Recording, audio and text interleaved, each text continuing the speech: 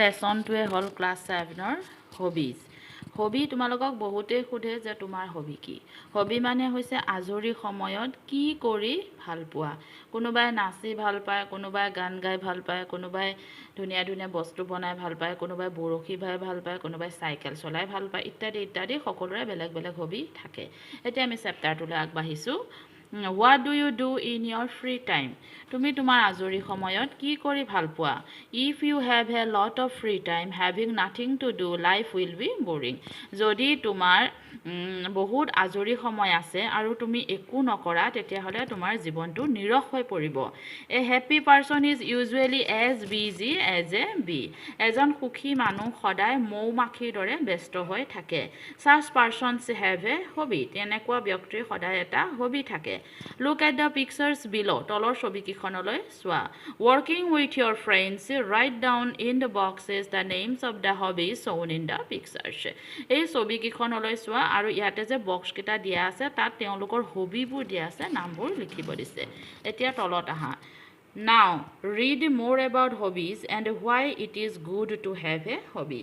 এতিয়া তোমালোকে হবি বিষয়ে অলপ বেছিকৈ পঢ়িব পাবা আৰু কিয় হবি আমাৰ কাৰণে প্ৰয়োজনীয়, কিয় এইটোত হবি থকাটো ভাল সেইটো জানিবা। We all love to occupy ourselves with different activities in our free time. আমি সকলোৱে আজৰি সময়খিনিত বিভিন্ন ধৰণৰ কাম কৰি ভাল পাওঁ। We love to play different types of games. আমি বিভিন্ন ধৰণৰ খেল খেলি ভাল পাওঁ। We love to sing and dance. আমি গান গাই ভাল পাওঁ, নাচি ভাল পাওঁ। Draw and paint. ছবি আঁকি ভাল পাওঁ, পেইণ্টিং কৰি ভাল পাওঁ। Read books. কিতাপ পঢ়ি ভাল পাওঁ। And travel. আৰু আমি ফুৰি ভাল পাওঁ। These activities give us pleasure. এনেকুৱা ধৰণৰ কামবোৰে আমাক আনন্দ দিয়ে। As people say, all work and no play can make our life dull. মানুহে কয় যে যদি আমি অকল কামেই কৰি থাকোঁ, কোনো ধৰণৰ খেল ধেমালি নকৰোঁ, তেতিয়াহ'লে আমাৰ জীৱনটো নিৰস হৈ পৰিব। There should be a combination of work and play that make our life happy. গতিকে সদায় এটা কাম আৰু খেলৰ মাজত সদায় এটা কম্বিনেশ্যন থাকিব লাগে যাতে যি আমাক জীৱনটো সুখৰ কৰি তোলে। অকল কাম কৰি থাকিলেই নহ'ব বা অকল খেল ধেমালি কৰি থাকিলেই নহ'ব। Activities which give us fun and joy are hobbies. সেইবোৰ এক্টিভিটিজ, সেইবোৰ কাম, সেইবোৰ ক্ৰিয়াকলাপ যিবোৰে আমাক সুখী কৰে, আমাক আনন্দ দিয়ে, আমাক ফূৰ্তি কৰোঁ, আমি সেইবোৰ কাম কৰি আমি ফূৰ্তি পাওঁ, আনন্দিত হওঁ, সেইবোৰে হৈছে হবিজ। এতিয়া চাই যোৱা। There are many kinds of hobbies. বিভিন্ন প্ৰকাৰৰ হবি আছে। Some are indoor activities and some are outdoor activities. কিছুমান হৈছে ইনডোৰ, ঘৰৰ ভিতৰত কৰিব পৰা কাম, আৰু কিছুমান হৈছে আউটডোৰ, ঘৰৰ বাহিৰত কৰিব পৰা কাম।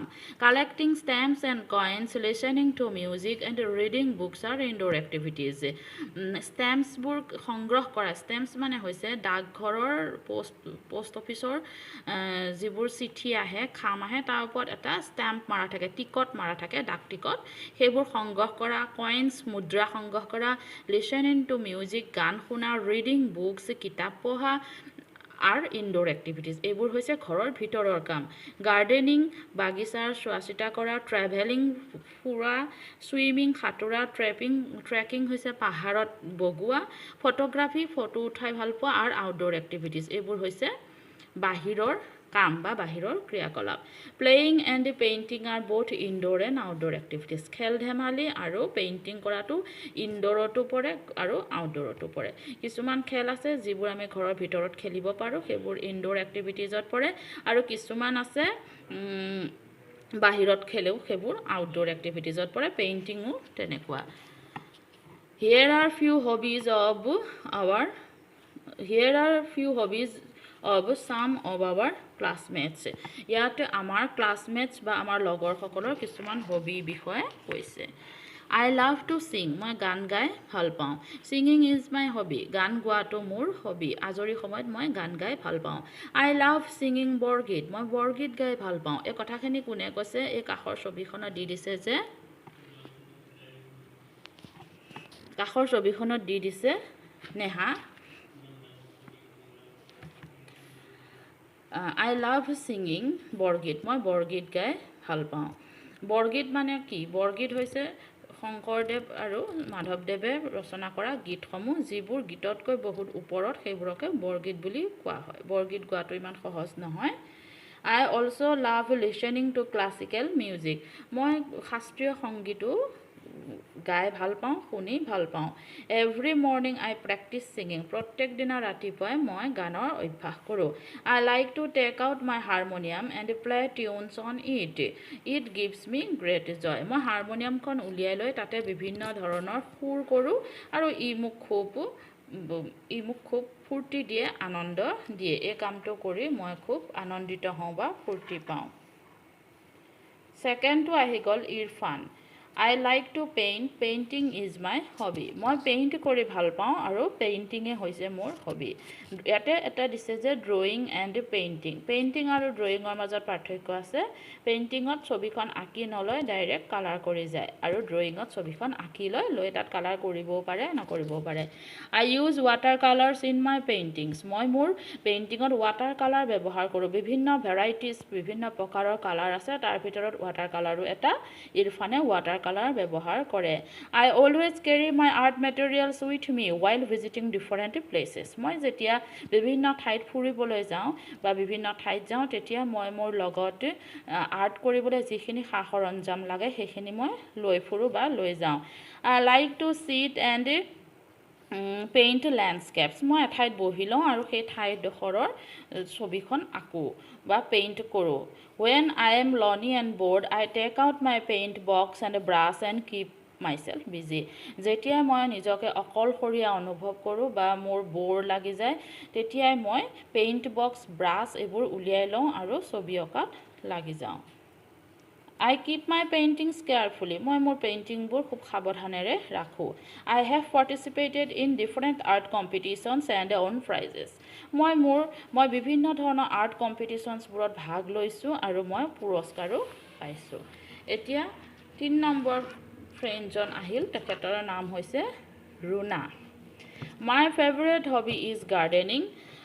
ৰুনাৰ হবি হৈছে গাৰ্ডেনিং মানে হৈছে বাগিচাখনৰ চোৱাচিতা কৰা At home we have a kitchen garden in our backyard and a flower garden in front of the house আমাৰ ঘৰৰ বাহিৰৰ পাঁচ সাইডে এখন কিচেন গাৰ্ডেন আছে আৰু সন্মুখৰ ফালে এখন ধুনীয়া ফুলৰ বাগিচা আছে কিচেন গাৰ্ডেনত সকলো ধৰণৰ শাক পাচলি লগাই আৰু সেইবিলাক ডমেষ্টিক ইউজ মানে ঘৰত ব্যৱহাৰ কৰিবৰ কাৰণেহে বিক্ৰী কৰিবৰ কাৰণে নহয় We grow all kinds of vegetables in our garden আমি আমাৰ বাগিচাত সকলো প্ৰকাৰৰ শাক পাচলিয়ে কৰোঁ I also collect a variety of flowers for our garden মই আমাৰ বাগিচাখনৰ কাৰণে বিভিন্ন ধৰণৰ ফুলো সংগ্ৰহ কৰোঁ I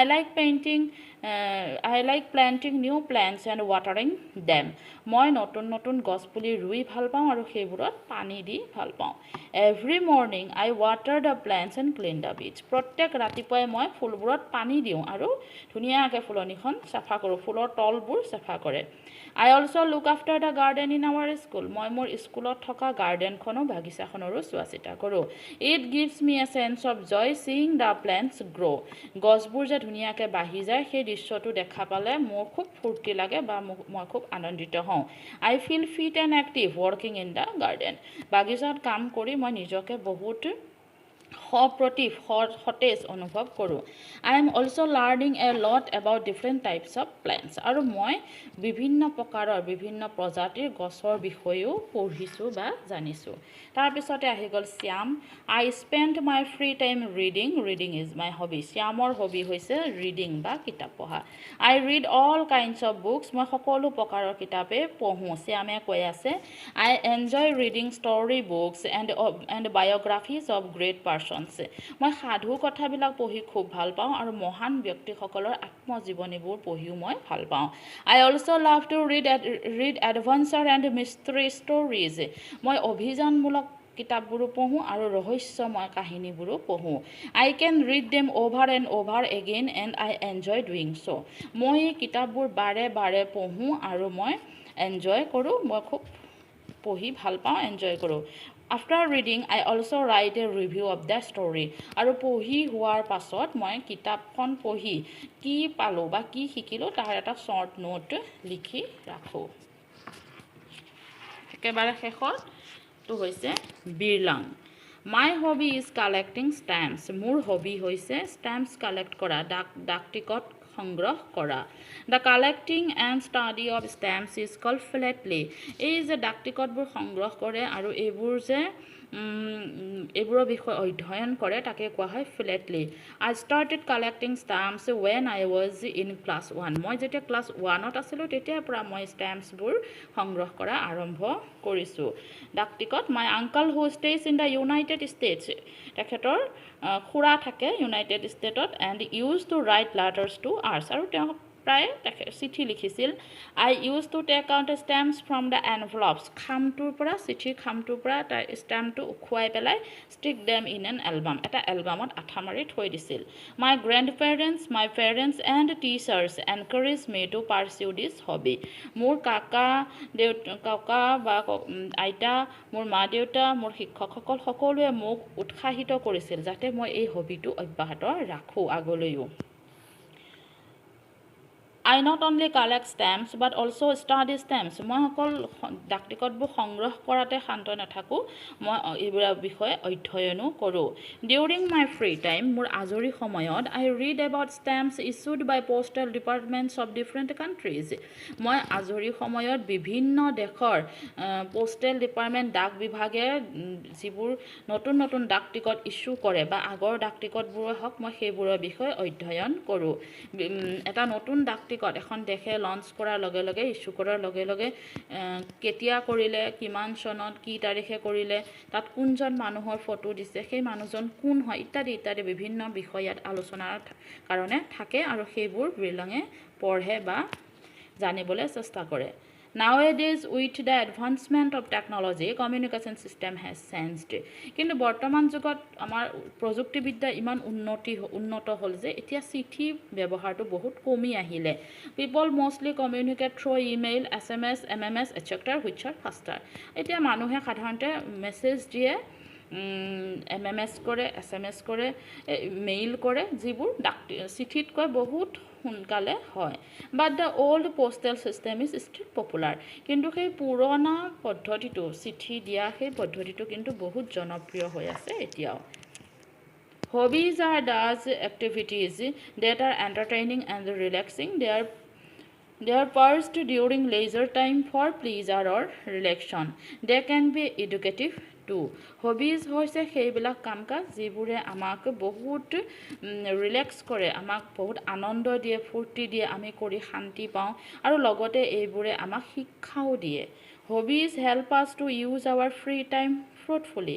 হবিবোৰে আমাক আমাৰ আজৰি সময়খিনি ফলপ্ৰসূভাৱে ব্যৱহাৰ কৰাটো সহায় কৰে we can keep our self busy and active if we take up a hobby আমি নিজকে ব্যস্ত কৰি ৰাখিব পাৰোঁ সতেজ বা সপ্ৰতিভ কৰি ৰাখিব পাৰোঁ যদিহে আমি এটা হবি বনাই লওঁ বা আমি নিজৰ এটা হবি খুব ভাল হবি বনাই লওঁ তেতিয়াহ'লে আমাক এই হবিয়ে ব্যস্ত কৰি ৰাখিব আৰু এক্টিভ কৰি ৰাখিব সপ্ৰতিভ কৰি ৰাখিব চেপ্টাৰটো ইমানতে শেষ হৈছে